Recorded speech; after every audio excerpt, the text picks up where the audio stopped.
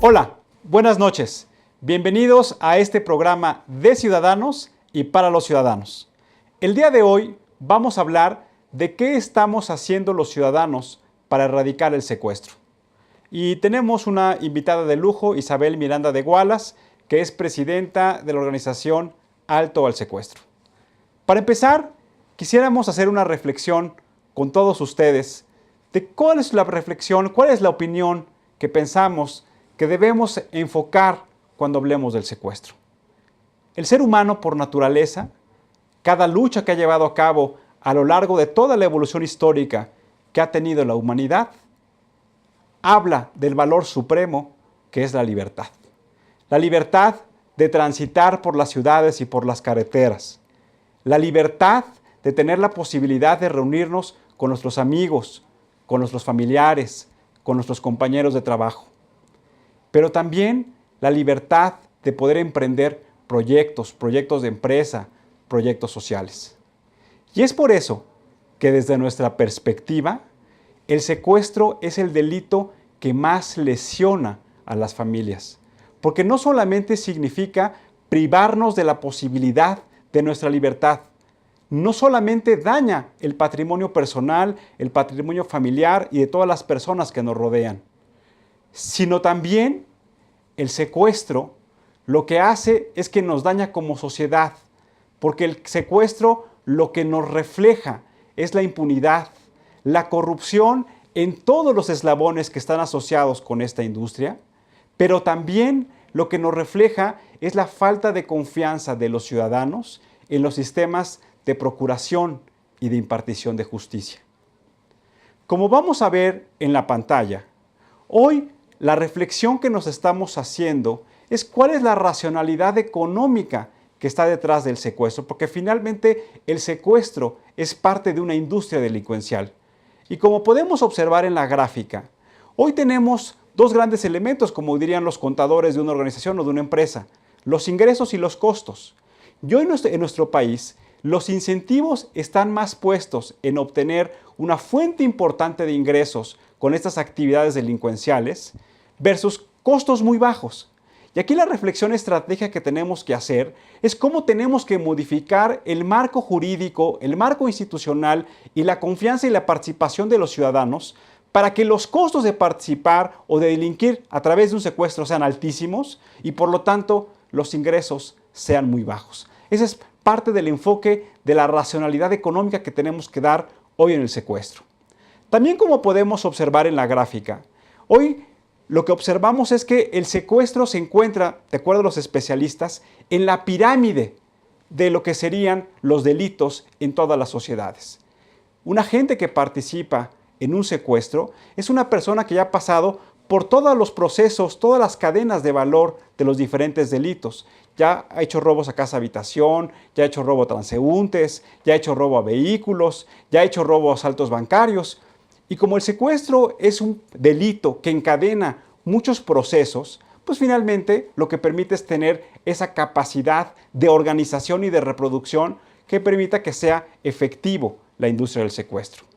También podemos observar, y es uno de los temas que vamos a platicar con Isabel Miranda de Gualas, que hoy la desconfianza que tenemos nosotros los ciudadanos respecto a nuestras instituciones de procuración e impartición de justicia hacen que las denuncias por un secuestro sean bajísimas.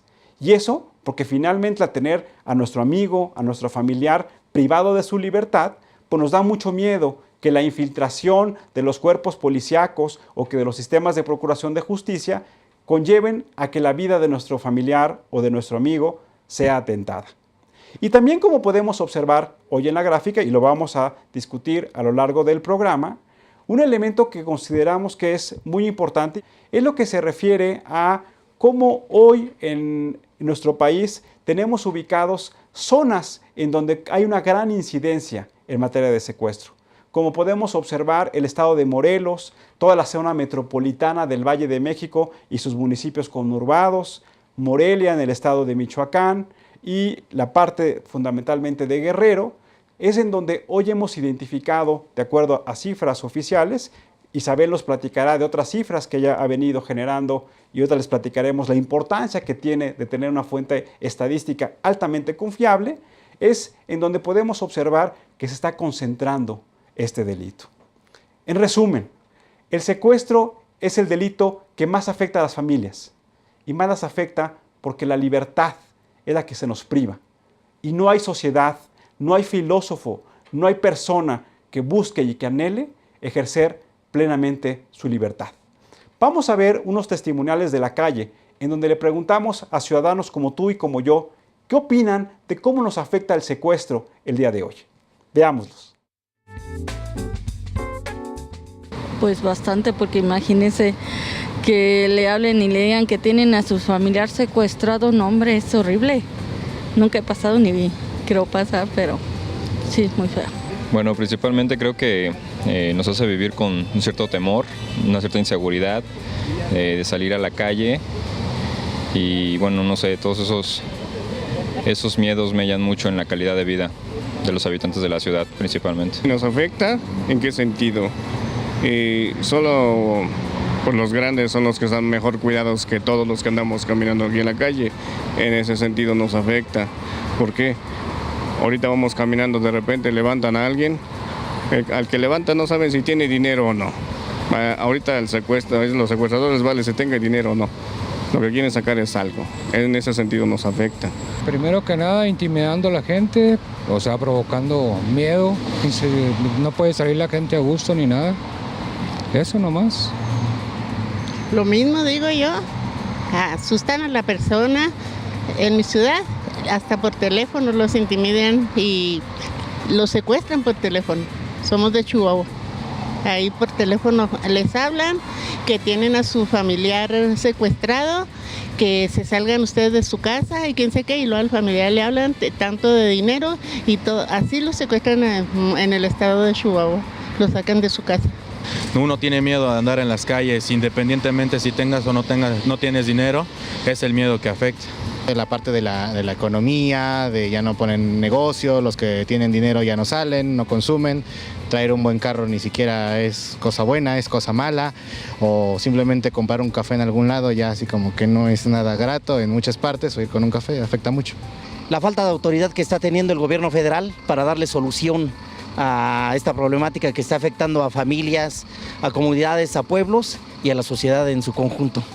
Es un mal que día a día va creciendo y sí afecta bastante porque salimos a la calle y nos sentimos inseguros porque la gente a nuestro alrededor ya no sabemos si es confiable. Entonces, pues yo digo que es más cuestión de seguridad.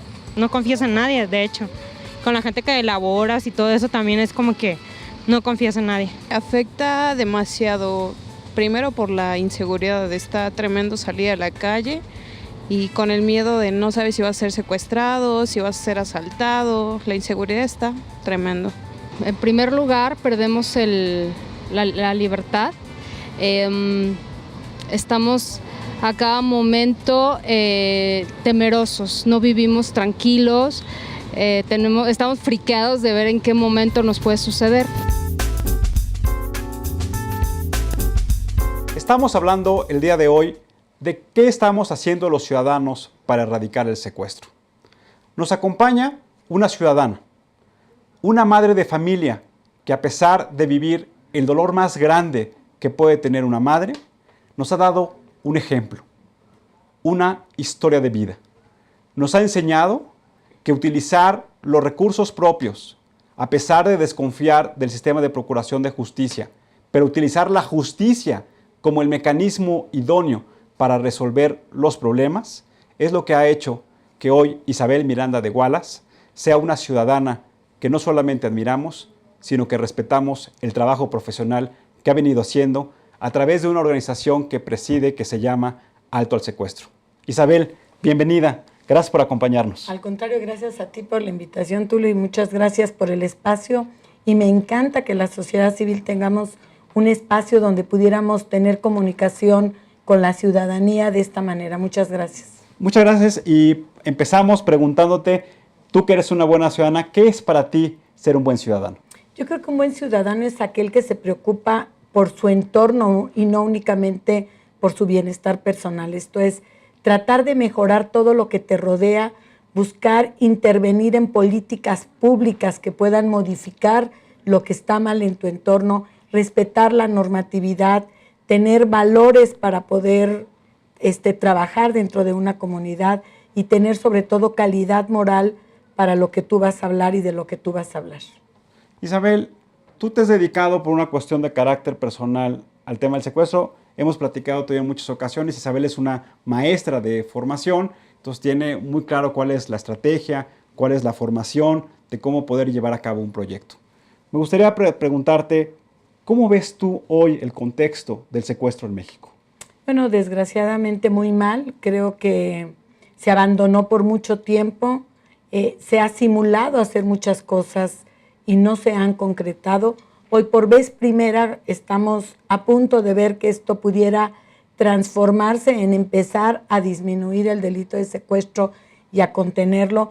Y esto tiene que ver con que la semana pasada le entregaron a 10 estados 10 kits de inteligencia para poder combatir el delito de secuestro.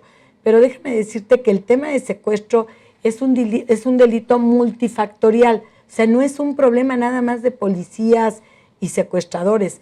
Esto tiene que ver con el tejido social, con la prevención, tiene que ver con sabernos cuidar también nosotros, tiene que ver con educación, tiene que ver con muchos otros temas que desgraciadamente no se le están dando la solución.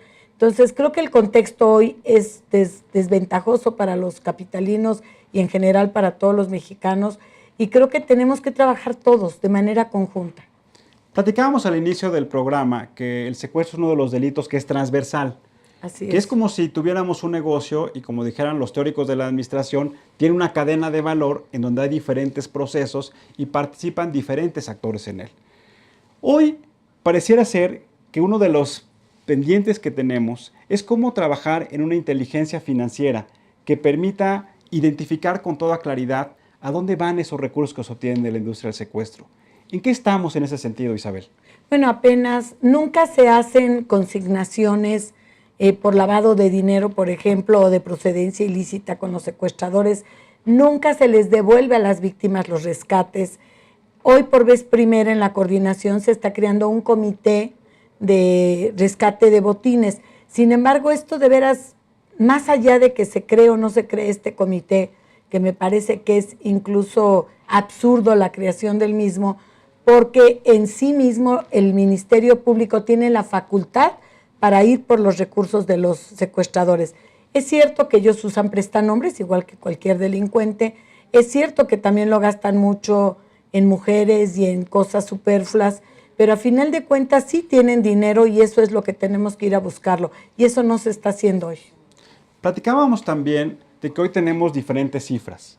Y en el ámbito de las organizaciones de la sociedad civil, siempre hemos platicado que las cifras que lleva a cabo Alto al Secuestro son cifras altamente confiables en virtud que tiene fuentes de primera mano, dado la participación que tiene Isabel en diferentes instrumentos de política pública que hoy se están instrumentando para poder generar una mayor eficacia en el combate al secuestro. Ese es uno de los problemas a los que nos enfrentamos, Isabel. ¿Qué está haciendo Alto al Secuestro? No solamente en materia de obtener información estadística, sino también en la ayuda a las víctimas, que me parece que ese es uno de los valores fundamentales que tiene tu organización. Gracias. Mira, Tulio, yo creo que la introducción que tú diste es muy importante. La vida nunca vuelve a ser igual después de un secuestro. La vida se transforma completamente, y no únicamente la de la víctima que fue secuestrada, también de las víctimas indirectas, que es su familia, que son sus amigos, que es el entorno y que es el país. Yo creo que eso hay que tenerlo muy en cuenta. Ahora, ¿por qué es importante las cifras? No porque pasemos a ser un número en la estadística. Es importante saber dónde están pasando los delitos, en qué horarios, en qué municipios, para poder crear precisamente estas políticas públicas adecuadas. En otros países los han hecho y creo que nosotros tenemos que ir hacia allá, saber dónde se está perpetrando el secuestro, qué tipo de perfil es el que lo está llevando a cabo, si es la delincuencia organizada, si es una organización improvisada. Hoy sabemos por estudios que se han realizado de las averiguaciones previas que cada vez es mayor la participación de la delincuencia organizada. Ese perfil ya cambió, antes no era así. Entonces sí es muy importante saber dónde están pasando los secuestros. En Alto al Secuestro nosotros decimos que todas las personas cuentan, todas las personas valen. Por lo tanto, también deben de contar los secuestros que atiende la Federación. Además, es absurdo que en el Sistema Nacional, que es quien captura toda esta información, si ustedes ingresan a la página, solo aparecen los estados, no aparece la Federación. ¿Te refieres al Sistema Nacional de Seguridad Pública? Así es, el Sistema Nacional de Seguridad Pública, que es el encargado por conducto del Secretariado Ejecutivo, es quien captura toda esta información. Si ustedes se meten a la página, hay uno ahí que llaman incidencia delictiva, y ustedes van a ver que solamente aparecen todos los estados, incluido el Distrito Federal, pero no aparece la Federación. Hoy la Federación está atendiendo casi el 50% de los delitos de secuestro. Nunca en la vida habían atendido tantos secuestros en la Federación y hoy no los están reportando. Entonces, es vital que esto se lleve a cabo. Ya hemos tenido pláticas tanto con el secretario ejecutivo como con el propio secretario de Gobernación, que ha mostrado una gran apertura al tema, y esperemos que ya en breve, ahora sí, los mexicanos podamos ver reflejado en estas cifras cuántos secuestros suceden en cada entidad, pero también cuáles son los que atiende la PGR. Y ahí sabremos el mapa de verdad delincuencial en el tema de secuestro. Hoy, alto al secuestro, todas las cifras que da, las da en base a una averiguación previa. Es decir, que una tarea que tenemos pendiente también los ciudadanos, bajo un esquema de rendición de cuentas, es que trabajemos y pongamos el enfoque de que le pidamos a los gobiernos que rindan cuentas también en la eficacia en las políticas en materia de secuestro. Isabel, algo que también creo que es muy importante, se refiere a que las víctimas y las familias de las víctimas se sienten cada vez más vulnerables en virtud que el perfil de las personas que están siendo objetas de secuestro ya no solamente es este grupo de la población que tiene altos ingresos, sino sobre todo son personas como ustedes que nos están viendo, que son empleados de una empresa o que son pequeños emprendedores y tienen su propia empresa. ¿Qué ha hecho que ese mecanismo, que este modelo se haya transformado y hoy le esté pegando a la base de la pirámide de la población de nuestro país? Porque de alguna manera se cometen más secuestros con menores montos, pero esto les permite que estén menos en cautiverio, pero el impacto psicológico es el mismo. Entonces, ellos han aprendido a negociar más rápidamente el retornar a una persona a su hogar, a su medio ambiente, quizá con menor cuantía de dinero, pero el impacto es exactamente el mismo. Entonces, lo que tenemos que acabar es con este sistema perverso y tenemos que exigirle a la autoridad que cada vez sea más eficaz en que agarre a los secuestradores. No nos quedemos con los cuidadores, no nos quedemos con quien los levantó. Tenemos que ir por la organización completa. Hoy no se está haciendo esto. Entonces, hay una serie de indicadores, Tulio, que no estamos cumpliendo. Desde la prevención, no estamos haciendo una campaña de prevención, no estamos teniendo efectividad en el combate al delito de secuestro y tenemos un problema muy grave. Las víctimas están completamente olvidadas. Hoy en la ley establece que todas las víctimas tienen derecho a tener un abogado victimal. No tenemos abogados victimales, no los han proporcionado y esto hace que haya un inequilibrio en el proceso, porque el Estado sí le pone un abogado a quien lastimó a la sociedad, pero a quien fue lastimado por un delincuente no le ponen un abogado. Dime si ahí no hay una gran inequidad desde el punto de vista judicial y también desde el punto de vista social. Entonces, por eso exigimos que se cuenten con todos los abogados victimales para que la gente pueda tener un abogado. Imagínate que una víctima ya sufrió el secuestro psicológico, emocional y además quedó sin un recurso económico y encima tiene que pagar un abogado, bueno, nunca tienen y por eso se presentan a las audiencias solos y no tienen quien los esté acompañando en las audiencias. Es ahí tenemos que buscar el debido proceso para las víctimas. Se habla mucho del debido proceso para el imputado, pero nunca se habla del debido proceso para la víctima. Que también será otra tarea pendiente en las políticas públicas para hacerlo más eficaz. Por una parte, el debido proceso a las víctimas, pero también, como tú lo mencionas, lo que se refiere a los abogados victimarios. Absolutamente. En nuestras redes sociales, victimarios. Sí, que no sean victimarios. Es correcto, perdóname. En nuestras redes sociales, nuestros amigos nos han escrito sobre qué significa para ellos el secuestro. Y lo que nos plantean primero Oscar Rivas del Distrito Federal, pues es privar de manera ilegal de la libertad, que es el valor que más todas las personas anhelamos. Nuestro amigo Santiago Jordán de Morelos nos dice, desafortunadamente está destruyendo el tejido social y está destruyendo la convivencia, no solamente entre los vecinos, sino entre la misma sociedad. Vamos a ver otros sondeos de calle, Isabel, en donde les preguntamos a nuestros amigos qué es lo que podemos hacer nosotros, los ciudadanos, para poder combatir y erradicar el secuestro. Veámoslos. Pues yo creo que tiene que ver mucho con lo que ya se hace acerca de la legislación, pero también con que realmente no queden impunes los crímenes, ¿no? Aplicar realmente la legislación que tenemos. Pues que hubiera más vigilancia, sobre todo donde los lugares, por ejemplo, los antros, los restaurantes y todo eso. Lamentablemente aquí ante nosotros nada más cuidan a los grandes, ¿no? Y a los que somos de la clase ni media, la clase de más abajo, ¿quién los cuida?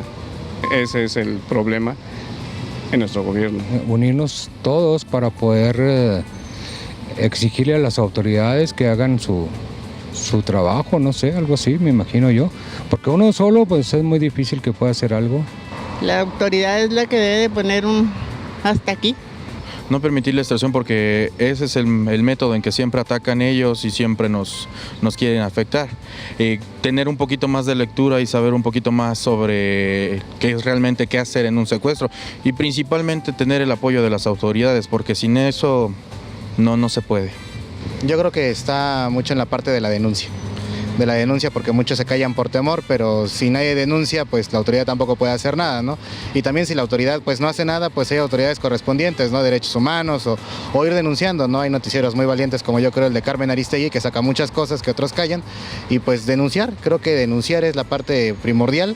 La denuncia y no quedarse callados, ¿no? Ante ninguna circunstancia que afecte, así sea, bueno, a uno y al vecino y a la misma comunidad.